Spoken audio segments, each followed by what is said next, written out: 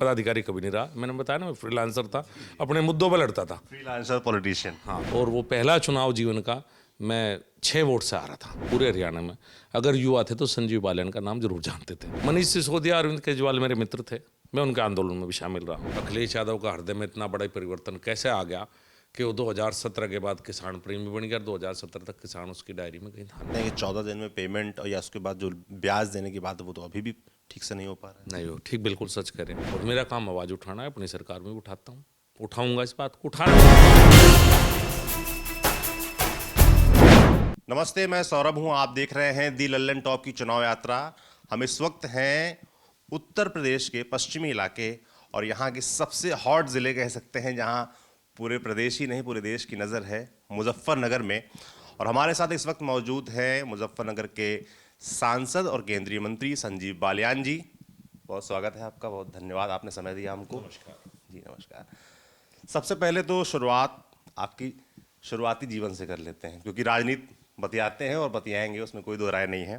आपका जन्म मुजफ्फरनगर के ही कुटबी गांव में हुआ। आगे की पढ़ाई आपने हरियाणा से की, वेटनरी एनाटॉमी। इतना मुश्किल लगता है ये शब्द बोलने में भी। मैंने कहा मैंने कहा सबसे पहले तो आप यही हमारे दर्शकों को समझा दीजिए कि ये डॉक्टरेट की पढ़ाई आपने जो की, इसमें क्या पढ़ाई है, क्या होता है इसमें? देखिए, मैं अपनी 12वीं की पढ़ाई के बाद हरियाणा चला गया था।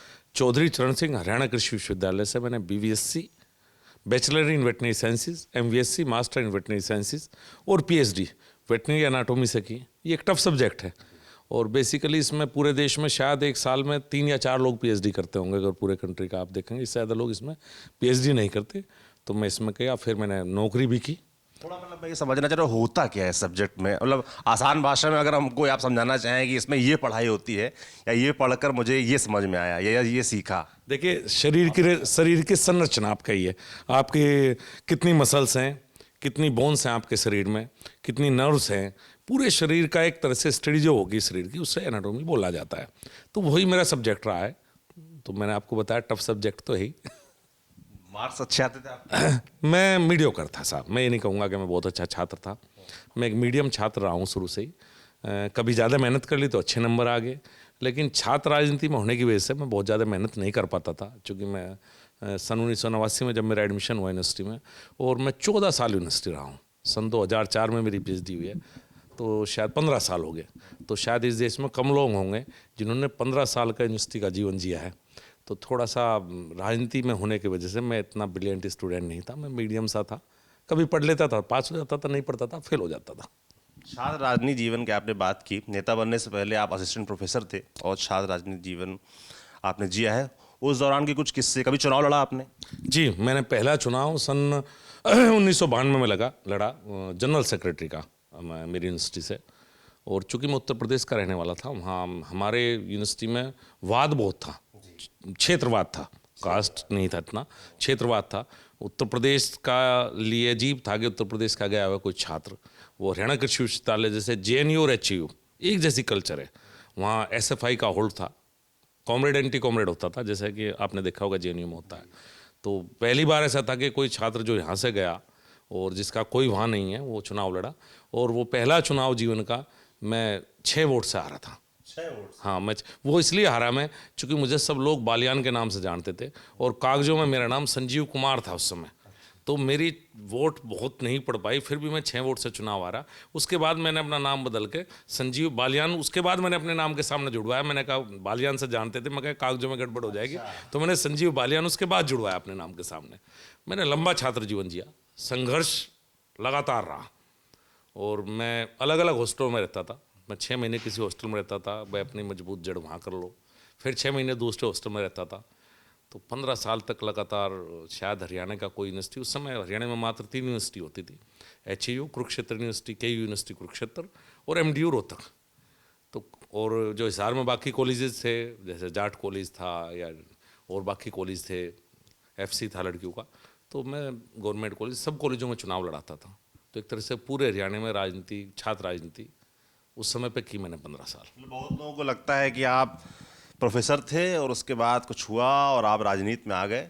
बहुत लोग ये जानकारी नहीं है कि आप छात्र राजनीति जीवन से ही आपको राजनीति का चस्का लगा हुआ था। हालांकि उसके बाद आपने नौकरी की हरियाणा सरकार के लिए उसके बाद राजनीति में आने की कैसे सोची? देखिए, मैं छात्र राजनीति के बाद जब निकला 15 साल, लेकिन मेरा उससे अगली राजनीति में हरियाणा में नहीं हो सकता था, क्योंकि हरियाणा छोटा स्टेट होने के बाद ये था कि भाई उत्तर प्रदेश से है।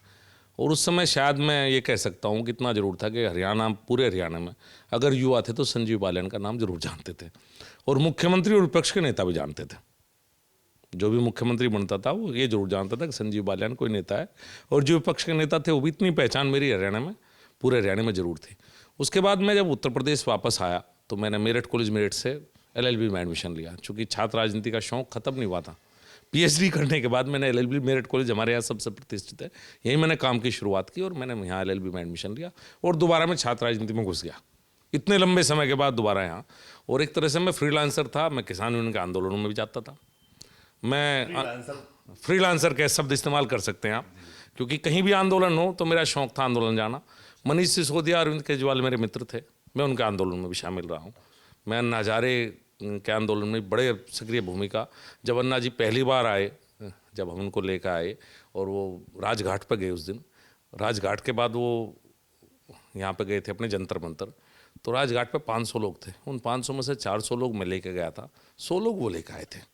उस समय भी मैं छात्र राजनीति में और यहाँ काम करता था, लेकिन आप ये कह सकते हैं कि मैं पार्टी बीजेपी में एक्टिव हो चुके थे? जी, बीजेपी में पारिवारिक रूप से, मेरे पिताजी बीजेपी में रहे हैं, हमारा परिवार बीजेपी का परिवार था। मैंने छात्र जीवन में कुछ समय विद्यार्थी परिषद में भी गुजारा, तो मैं बीजेपी में आना जाना था, लेकिन कुछ इस तरह नहीं था कि मैं सारी मीटिंगें बीजेपी के अटेंड करूँ। नहीं, मैं पदाधिकारी कभी नहीं रहा। मैंने बताया ना, मैं फ्रीलांसर था, अपने मुद्दों पर लड़ता था। Freelancer politician. हाँ, मैं अपने मुद्दों पर लड़ता था, वोट बीजेपी को देता था, चुनाव के समय चुनाव लड़ाता था, बीजेपी से कोई भी आए। लेकिन उसके बाद अगर कोई मुझे ऐसी बात लगी कि नहीं भाई मुझे नहीं करनी, तो मैं पार्टी की लाइन से अलग हट के अपना काम करता था।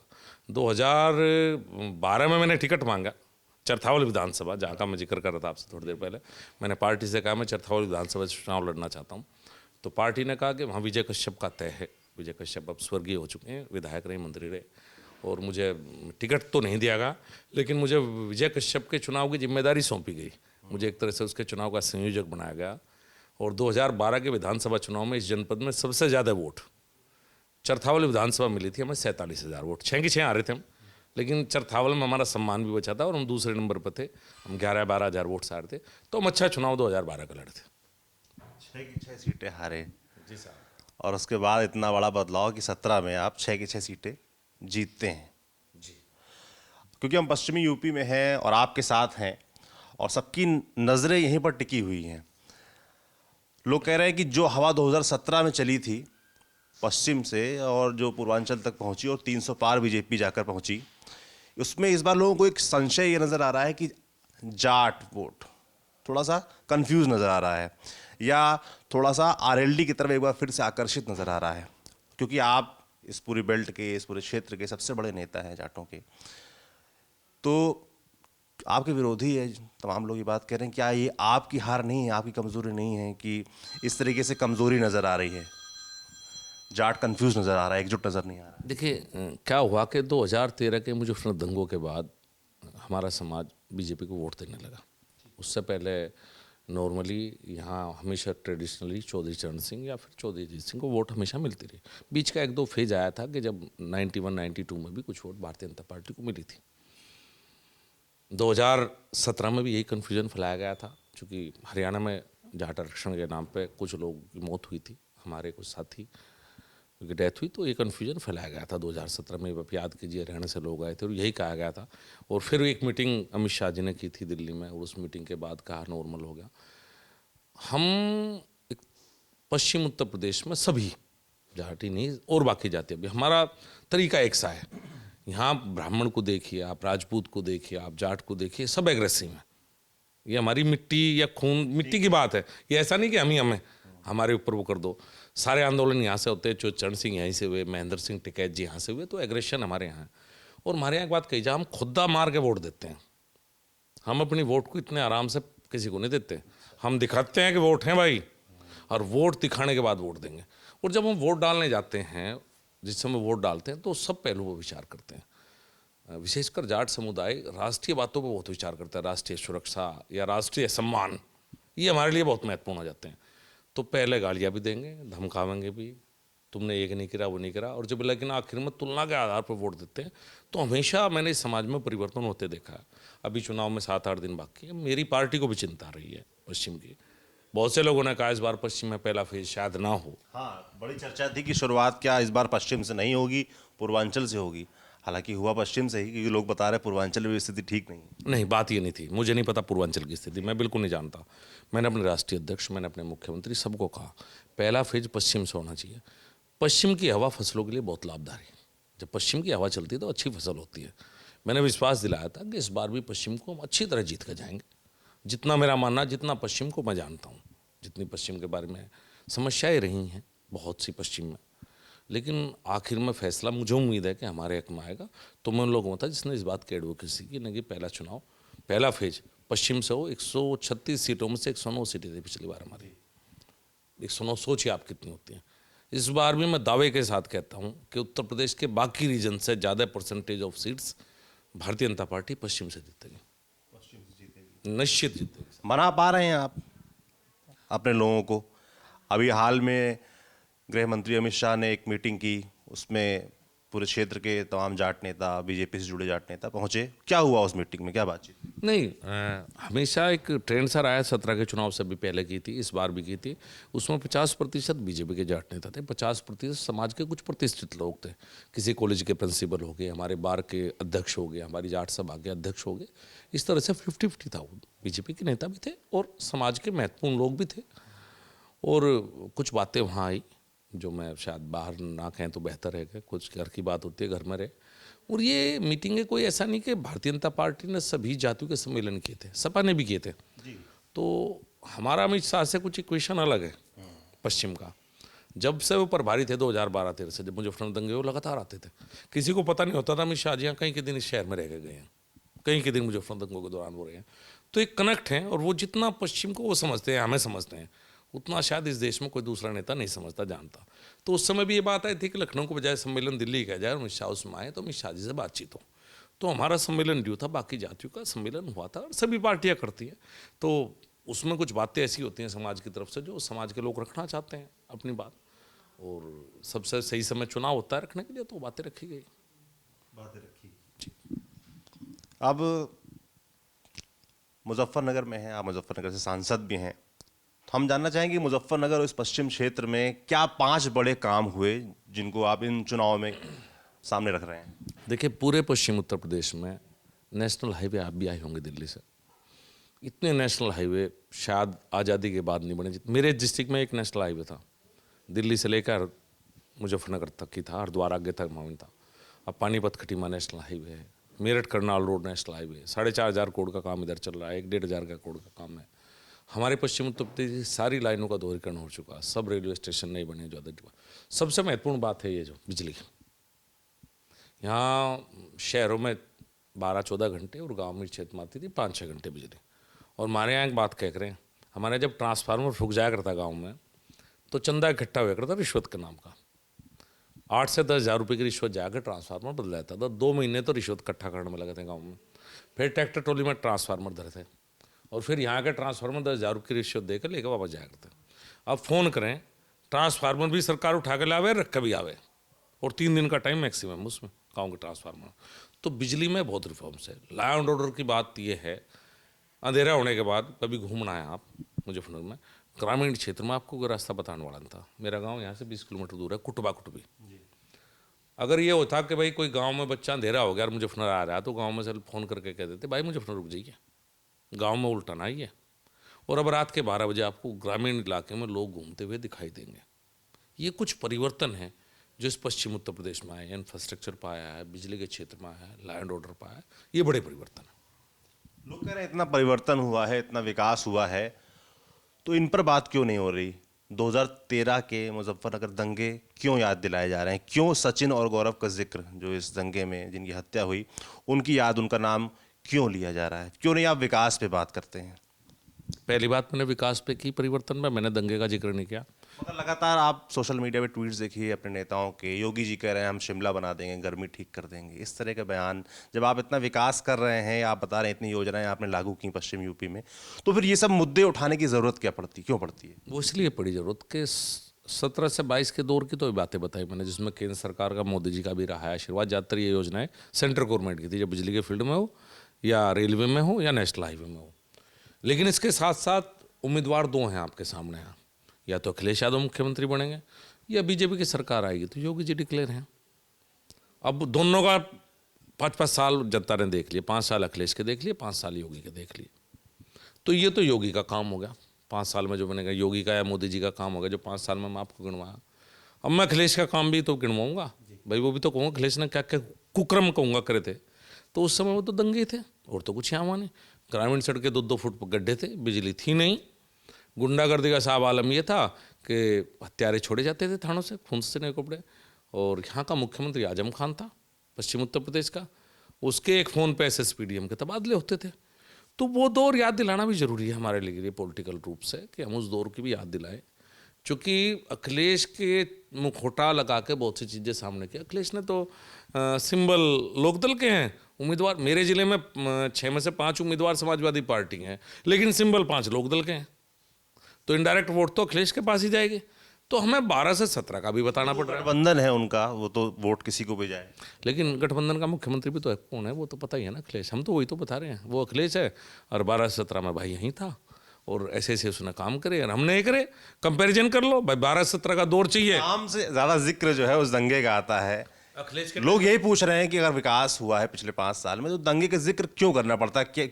क्या ये एक तरीका नहीं है कम्युनल लाइंस में बांटने का, वोट एक साइड करने का?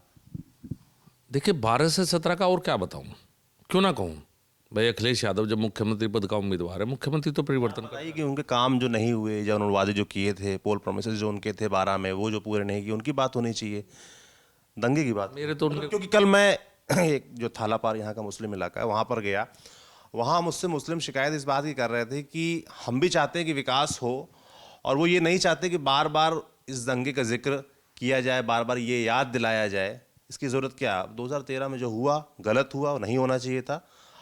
पर मुजफ्फरनगर को और यहाँ की जनता की, यहाँ आबादी को उससे आगे बढ़ जाना चाहिए। अब उसकी बात नहीं, वो एक गलती हुई जिसका जिक्र अब बार बार नहीं होना चाहिए।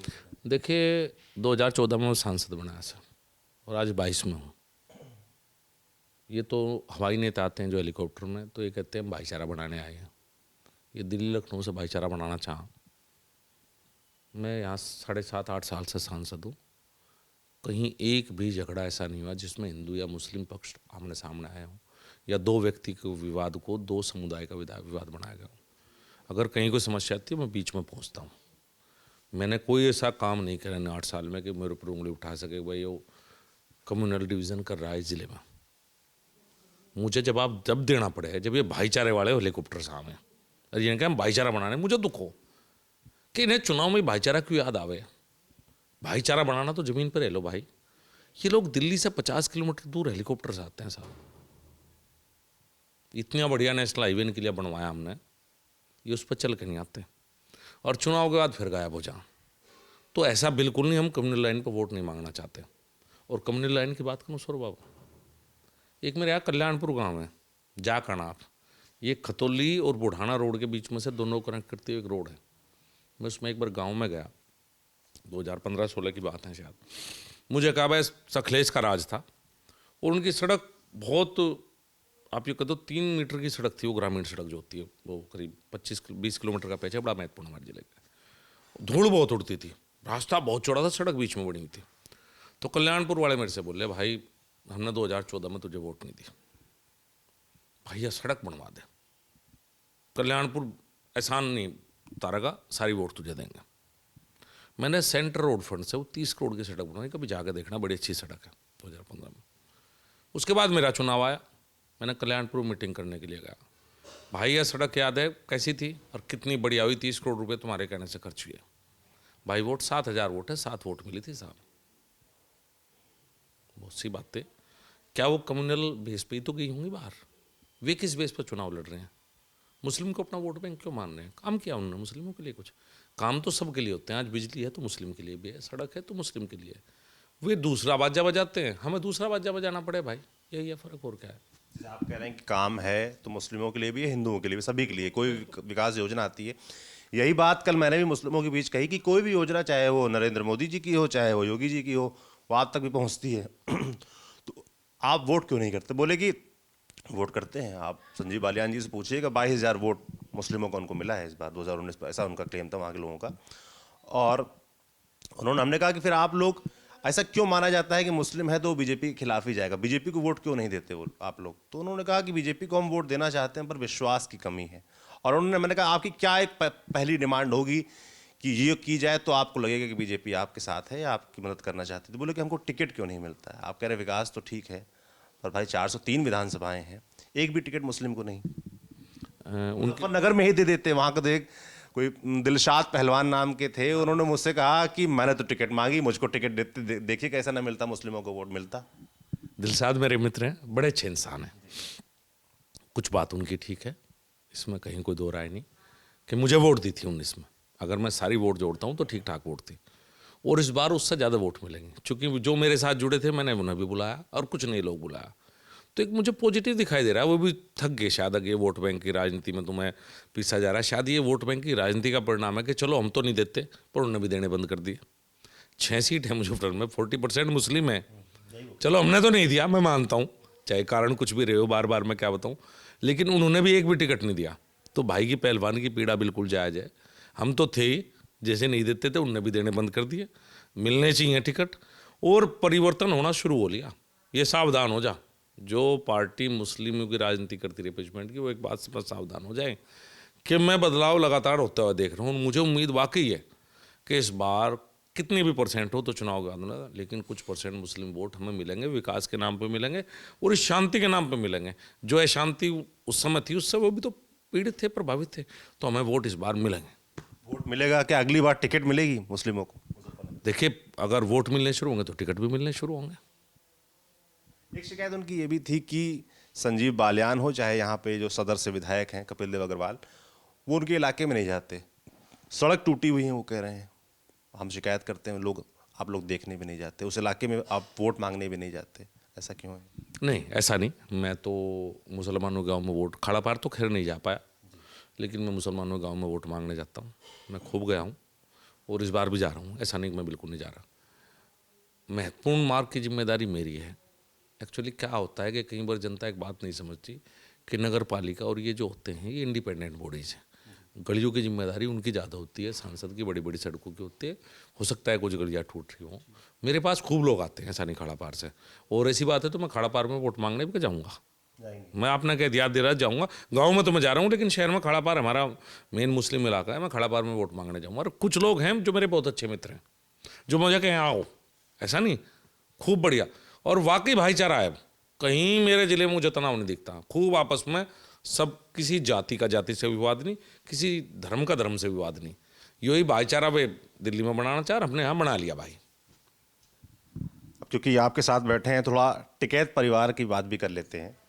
हाल ही में आप नरेश टिकैत जी से मिलने गए और उसके बाद बड़ी चर्चाएं हुई, क्या हुआ उस मीटिंग में, क्या बातचीत हुई? क्या आपने चुनाव में समर्थन मांगा उनसे? नहीं, मैंने कोई पॉलिटिकल बात नहीं की। टिकैत साहब का ऑपरेशन हुआ था, एक मेरे खाप चौधरी भी हैं, डबल रोल है उनका, किसान नेता भी और खाप चौधरी भी हैं। दोनों मुद्दे अलग अलग होते हैं।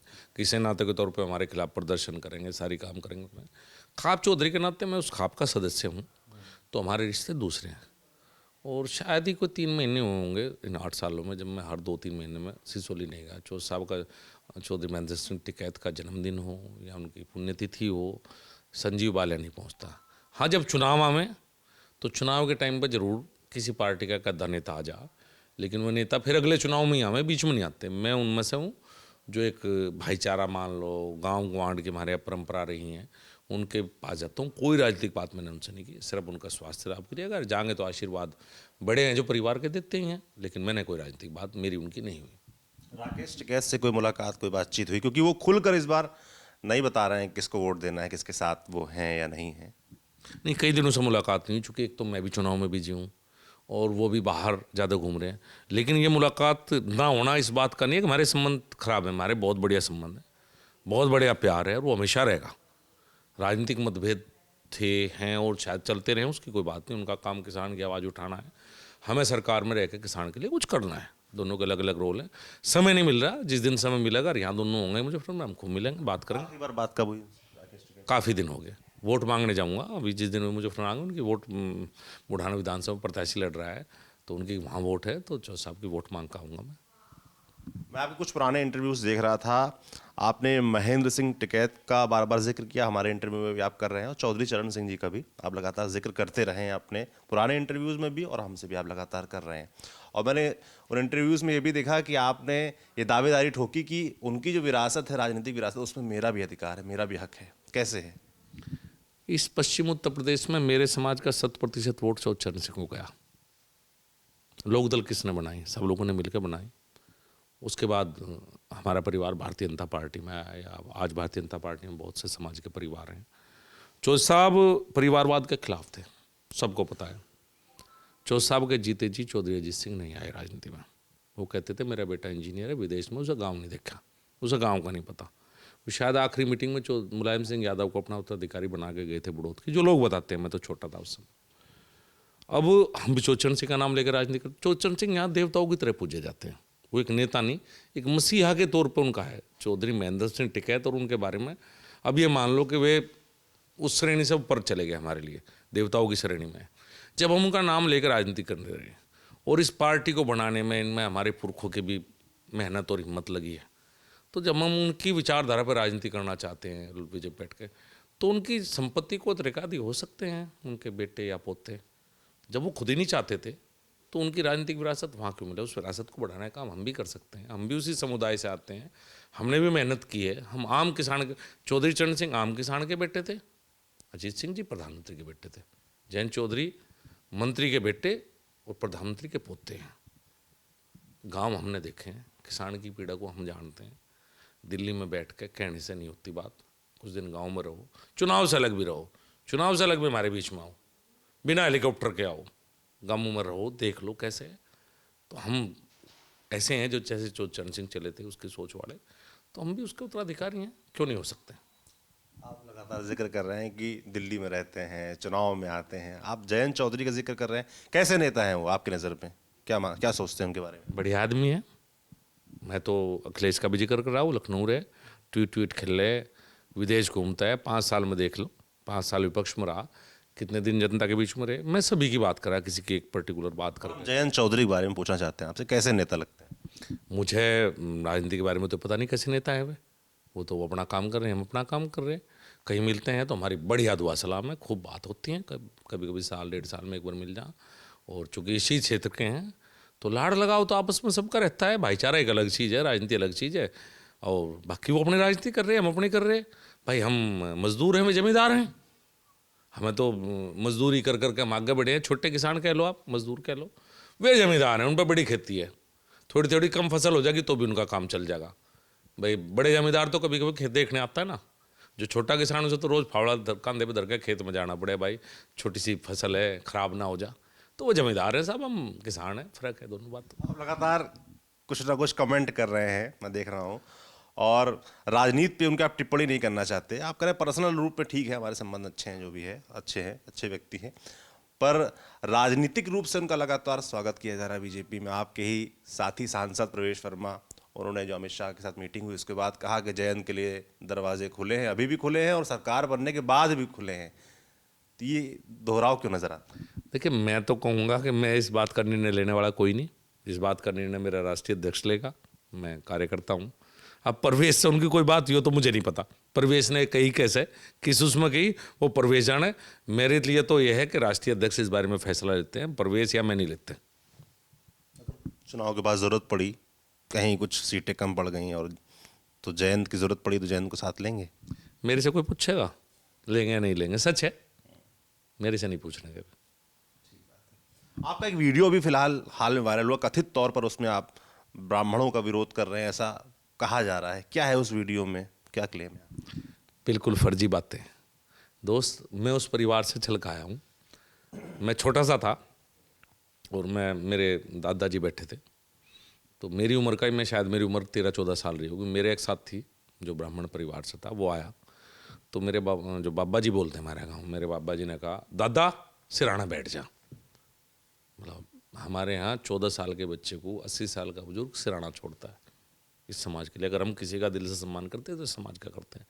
तो मैंने अपने बाबा जी से उस दिन पूछा था, मेरे बाबा ने कहा भाई बेटे इनकी पूजा करा करें, ये ब्राह्मण है, ये नमद शदी, ये दादा बोलते हैं ना, अरण्य शरणा बैठाते हैं। मैं 7.5-8 साल से यहाँ सांसद हूँ। अगर मैं किसी के लिए सबसे तेज़ी से खड़ा होता हूँ तो इस समाज के लिए, चूँकि मैं परंपराओं से सीखी। मॉडर्न ज़माने में शायद लोग ना माने, मैं मॉडर्न नहीं हूँ। मैं गांव में पैदा हुआ, 8वीं तक गांव में पढ़ के आया, 10वीं यहाँ से गई थे, तो मैं उन्हीं परंपराओं को लेकर आगे बढ़ता हूँ। तो ये सब फर्जी बातें चुनाव के टाइम में कही जाती है उस करने के लिए, और कुछ नहीं सर इसमें। क्योंकि हम पश्चिमी यूपी में हैं, गन्ना बेल्ट इसे कहा जाता है, तो थोड़ा गन्ना किसानों की बात भी कर लेते हैं। गन्ना किसान लगातार नाराज दिखते हैं, ऐसी खबरें भी आती हैं, और हम जब बातचीत करते हैं तो उसमें भी नज़र आता है वो नाराज़गी दिखती है। उसका कारण बड़ा ये है कि मूल्य है SAP उसमें मात्र 35 रुपये बढ़े। पहले तो शुरुआत में 10 रुपये बढ़े और अभी हाल में 25 रुपये बढ़े। और गन्ना किसानों का कहना है इससे ज़्यादा तो हमारा जो खर्चा आता है, लागत आती है, वो बढ़ चुकी है, और वो उनकी डिमांड भी 425 रुपये करने की है SAP। इस पर आप क्या कहेंगे? देखिए, किसान की बात काफ़ी हद तक ठीक है कि जिस अनुपात में उसे मिलना चाहिए था वो नहीं मिला है। पूरे देश की समस्या है, और आज़ादी के बाद से समस्या। इसे सरकारों में मत बांटो भाई। अगर सरकारों में बांटते तो किसान खुशहाल होता। ज़्यादातर राज तो इन्हीं लोगों ने किया। भाई ज़्यादातर राज किसने किया इस देश पे? कांग्रेस ने। इनने। पर हिसाब तो सर 5 साल का मांगा जाता है। बिल्कुल दे रहा हूँ, मैं दे रहा हूँ दोस्त। मैं भी चाहता हूँ कि कम से कम हम जो देश में और बाकी राज्य हैं उनके बराबर होते। मेरी रही भी 360 रुपये पंजाब का रेट है, हरियाणा का भी इतना ही है, 362 रुपये शायद हरियाणा का है, और हमारा 350 है। हम 12 रुपये पीछे हैं। मैं भी चाहता था हम किसी से पीछे ना रहें। मैंने बहुत प्रयास किया जितना देखो मेरे में था।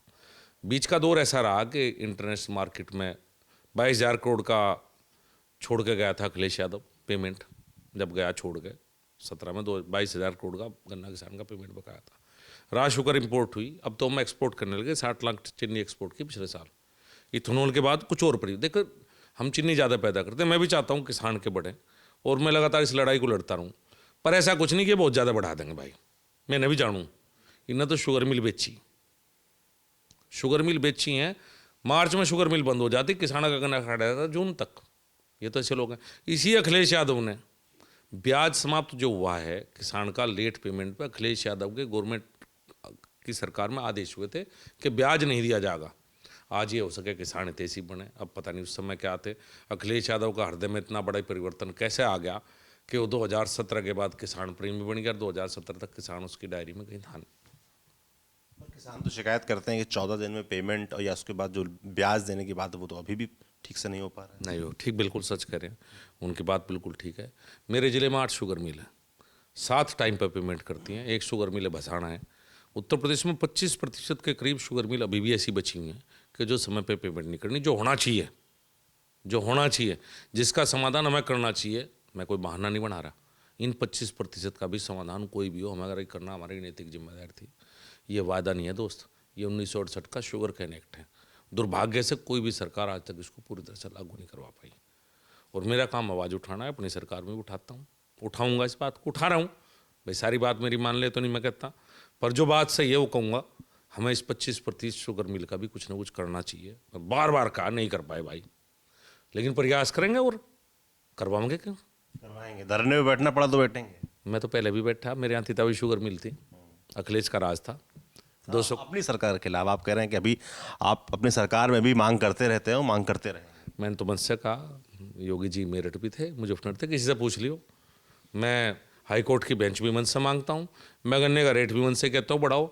मैंने बिजली के रेट जो कम हुए हैं, अब धन्यवाद दूंगा मुख्यमंत्री महोदय को कि 4 साल बाद करे, कर तो दिए। मैं ये 3 बातें, ऐसी कोई मुख्यमंत्री की मीटिंग नहीं पश्चिम में जो मैंने ना कहा हो कि हाई कोर्ट की बेंच हमें चाहिए, बस दे दो, गन्ने का रेट बढ़ा दो, और बिजली के बिल भाई बहुत ज़्यादा है 12 के, वे हमारे कम कर दो। 3 मुख्य बात रही हैं। तो किसानों से हम बातचीत करते हैं, बड़ा किसान आंदोलन हमने देखा, तो सबसे प्रमुख बात निकल के आती है वो है न्यूनतम समर्थन मूल्य की, MSP की। वो कहते हैं कि ये, उनको ऐसा लगता है ये खत्म हो जाएगा। आपका इस पर क्या सोच रहे हैं? MSP पर? MSP पे खरीद बढ़ी, खत्म नहीं होगी।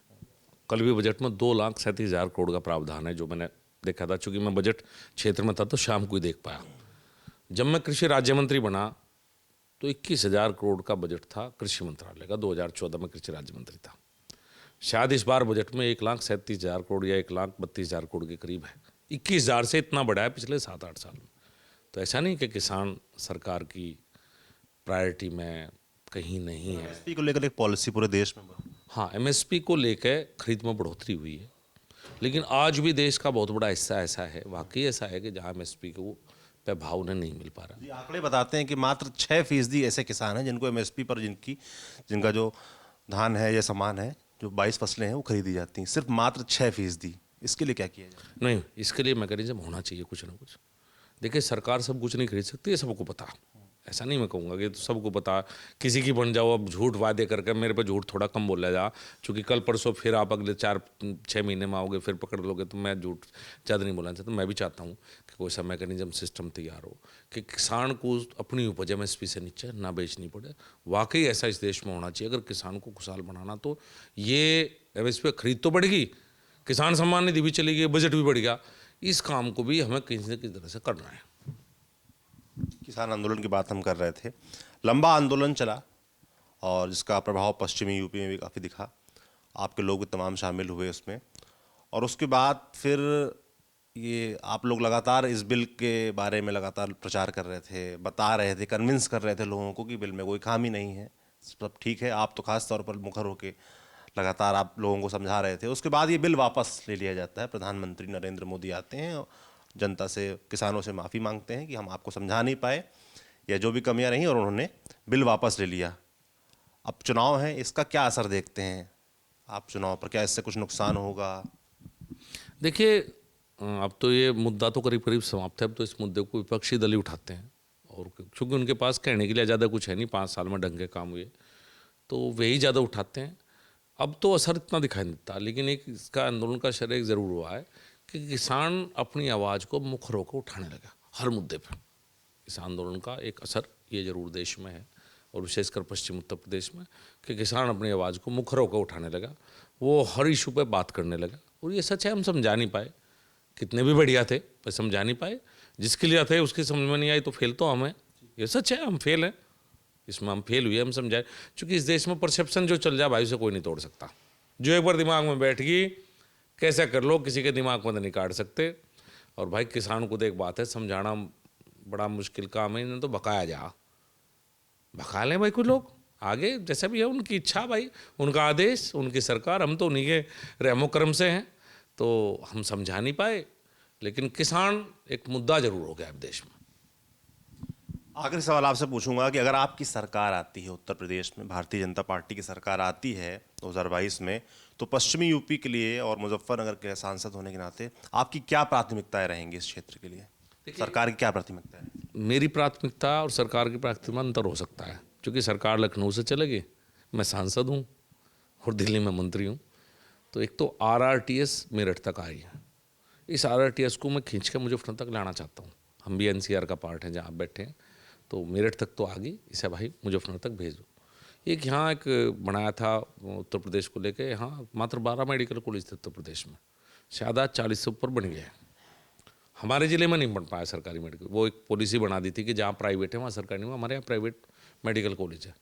तो इस पॉलिसी को तोड़वाऊंगा और सरकारी मेडिकल कॉलेज की बाकी हमारे यहाँ आवश्यकता है।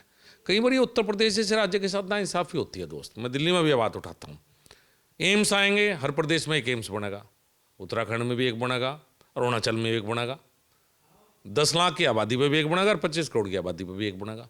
तो उत्तर प्रदेश कई मामलों में ये उत्तर प्रदेश के नेता मेरा साथ नहीं देते, इन्हें साथ नहीं देता। सभी को साथ देना चाहिए इस मामले में। भाई, हम आबादी के हिसाब से क्यों ना मिले हमें? आप खुद बताओ इस बात को। कोई भी मुद्दा होगा, इतनी IIT बना रही है केंद्र, एक दे दो और प्रदेश को। ये जो एक देने का खेल है ना, इसमें हम बहुत पिछड़ जाए उत्तर प्रदेश वाले। हम 25 करोड़ आबादी लिए बैठे हैं, हमें एक मत दो, हमें आबादी के अनुपात में मिले। हमें इस बात को दिल्ली में सबको उठानी चाहिए। मैं तो उठाता ही हूँ, पर मेरे साथ और लगे तो हम इस बात को बेहतर उठाएंगे। और उससे हमारे बहुत नुकसान हो रहा है एज ए स्टेट। हमारा स्टेट पिछड़ता है इन बातों से। हम सबको, अगर बड़ा स्टेट है तो इस बात को उठाना चाहिए। तो ये ऐसे कुछ मुद्दे हैं जो मुझे करने आगे। तो ये थे संजीव बालियान। आपने पूरी बातचीत सुनी, हमारे सभी सवालों के जवाब दिए संजीव जी ने। ये बातचीत आपको कैसी लगी, ये उनके जवाब आपको कैसे लगी, हमें कमेंट बॉक्स पे लिखकर ज़रूर बताएं। बाकी देखते रहिए दी लल्लन टॉप की चुनाव यात्रा। शुक्रिया सर। धन्यवाद।